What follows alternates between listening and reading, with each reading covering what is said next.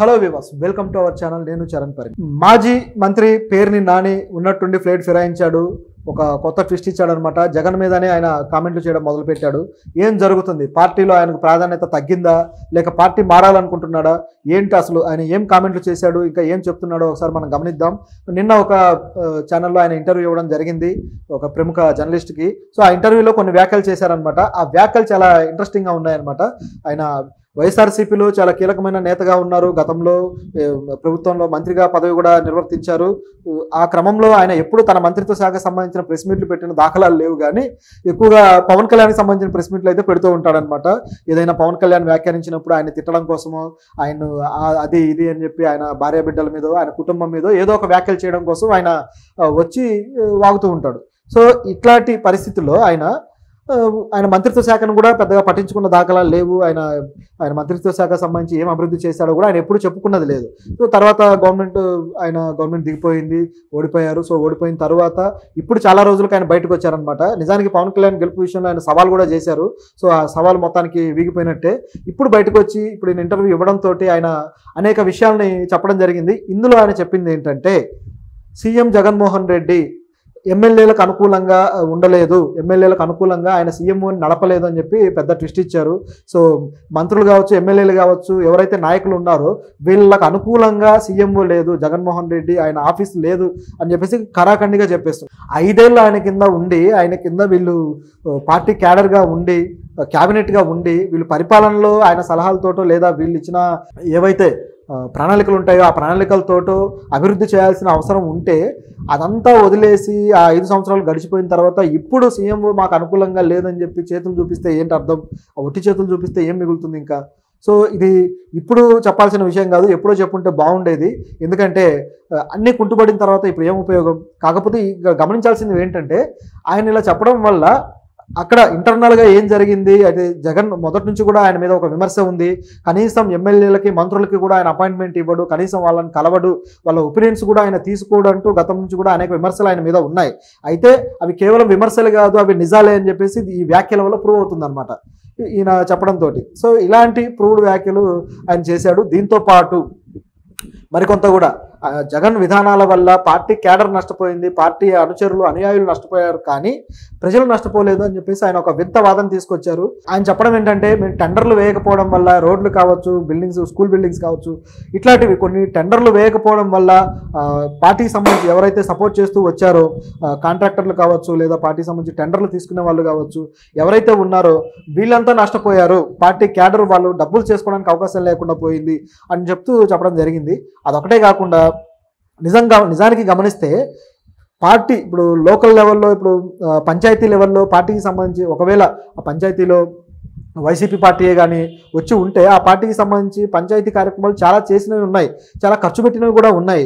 అది వాళ్ళ సొంత డబ్బుల నుంచి పెట్టి తర్వాత ఆ డబ్బులు ప్రభుత్వం నుంచి బిల్లులు పెడితే ఆ బిల్లులు రాక వీళ్ళు కొలాప్స్ అయిపోయిన పరిస్థితి కూడా ఉంది. ఆ నాయకులు, ఇది లోకల్ నాయకులు ఈ వైసీపీ పార్టీ నుంచి ఇలా అనేక మంది ఉన్నారు, ప్రతి ఊర్లో ఉన్నారు, ప్రతి గ్రామంలో కూడా రోడ్లు వేయించాము కానీ మాకు బిల్లులు రాలేదు, అలాగే ఉండిపోయిందని చెప్పేసి ఎంతో ఆవేదన పడ్డ నాయకులు ఎంతో మంది ఉన్నారు.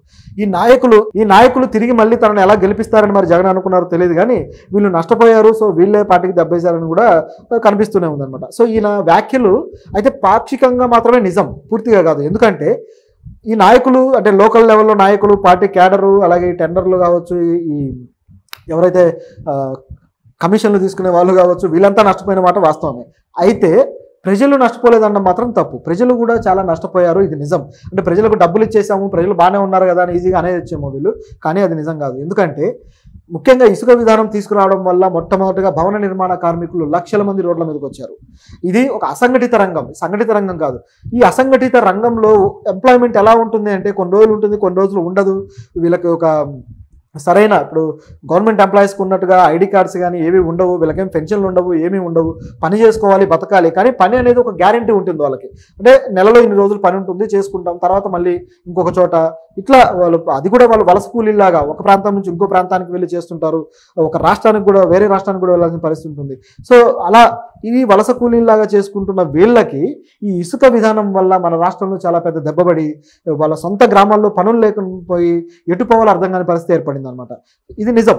ఎంతోమంది మీరు కదిలిస్తే ఆ బేల్దార్ మేస్త్రులు కావచ్చు, ఇలాంటి వాళ్ళని అడిగిన వాళ్ళు చెప్తారు మాకు ఉపాధి పోయింది అని చెప్పేసి. లక్షల మందికి ఉపాధి పోయింది కదా. ఇది ఒక్కటే కాదు, దాదాపు 4 సంవత్సరాలు జాబ్ క్యాలెండర్ ఇస్తానని చెప్పేసి ఉద్యోగాలు ఇవ్వలేదు. సో ఉద్యోగాలు ఇవ్వకపోవడం వల్ల జరిగిన నష్టం, నిరుద్యోగులందరూ ఏమైపోయారు, ఏదో ఈ వాలంటీర్ల ఉద్యోగాలు కాకుండా ఇక వేరే ఏ ఉద్యోగాలు ఉన్నాయి. సో అది నష్టం కాదా? అలాగే ఐటీ సెక్టర్, ముఖ్యంగా వీళ్ళు ఎవరైతే సాఫ్ట్వేర్ ఇంజనీర్లు ఉన్నారో వీళ్ళందరూ బయట రాష్ట్రాలకు వెళ్ళిపోయి ఉద్యోగాలు చేసుకుంటున్న వాళ్ళే, తల్లిదండ్రులను వదిలేసి లేదా సొంత రాష్ట్రాన్ని వదిలేసి బయటికి వెళ్ళిపోయిన వాళ్ళే. సో ఇదొక్కటే కాదనమాట, అనేకం ఉన్నాయి ఇలాంటివి. ఇప్పుడు అభివృద్ధి పరంగానే చూసుకుంటే, అభివృద్ధి పరంగా ఏ ప్రాజెక్టులు తీసుకురాకపోవడం వల్ల, ఏ ప్రైవేటు సంస్థలు తేకపోవడం వల్ల, ఒక ప్రొడక్షన్ సంస్థలు ఏవైతే ఉన్నాయో అవన్నీ తేకపోవడం వల్ల ఏమైంది, ఉపాధి పోయింది. ఇప్పుడు అమరాజా బ్యాటరీస్ ఉంది, దాన్ని ఎటో తరలించేశారు, చివరికి అక్కడ 10,000 మందికి ఉపాధి గండిపడినట్టయింది. కియా ఉంది, కియాని ఇట్లాగే ఇబ్బంది పెట్టారు, అక్కడ ఉపాధి గండిపడినట్లయింది. ఇట్లా ఒకటి కాదనమాట, ప్రైవేటు సంస్థలు వస్తే ఉద్యోగాలు దొరుకుతాయి. మరి ఆ ఉద్యోగాలు లేకపోతే వాళ్ళ కుటుంబాలను రోడ్డున పడినట్టు కాదా? మీరిచ్చే 10-25 భిక్షానికి వాళ్ళు ఎదురు చూస్తూ చేతులు దాపి ఎదురు చూడాల్సిన పరిస్థితి కాదా? ఇదంతా ప్రజల్ని నష్టపరచడం కాదా? ఈజీగా అనేస్తున్నాడు అనమాట ఆయన, ప్రజలేమి నష్టపోలేదు అని చెప్పేసి. మళ్ళీ సీఎం చేసింది కరెక్ట్ కాదని మళ్ళీ ఈయనే చెప్తాడు.